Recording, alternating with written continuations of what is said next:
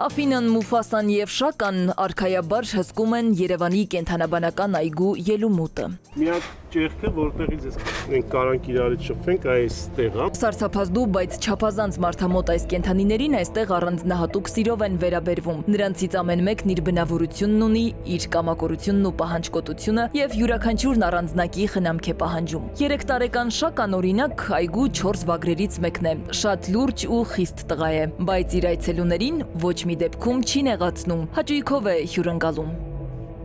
Այցելուների հետ ինք շատ լավ շփվում է, մոտենում է, շատ մոտիկ, հավասարակշռված բնավորություն ունեցող կենդանի, այդպիսի բնավորությամբ կենդաններ շատ քիչ են լինում, մանավանդ գիշատիչների։ 75 տարվա վաղեմություն ունեցող կենդանաբանական այգին նորացվել է, ավելացել են ազատավանդակները, փոխվել են կենդանիների սննդակարգը, ինչպես նաև պահման պայմանները։ Այգում շուրջ 170 տեսակի կենդանի կա եւ 600-ից ավելի առանձնյակներ։ Կենդանին պետք է ունենա ընտրություն։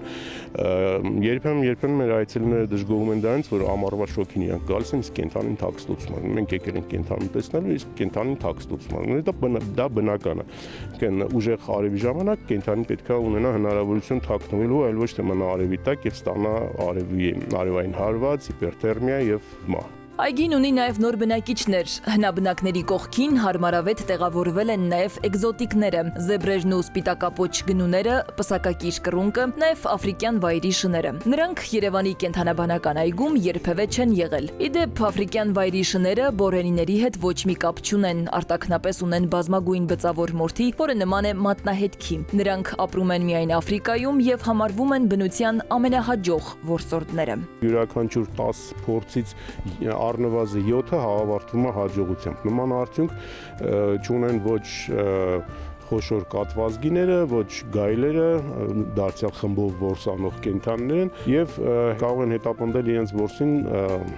50 կիլոմետր։ Ինչպես ամբողջ աշխարհում, այնպես էլ մեզ մոտ ըստ Ասլանյանի կենդանաբանական այգու նկատմամբ մոտեցումները փոխվել են։ Այստեղ ամեն օր ձևավորվում են նոր պատմություններ մարդու, կենդանիների եւ վայրի բնության խաղաղ համակեցության մասին։ Սվետլանա Ավդիշյան, Վահրամ Ավոյան, ժամը լրատվական։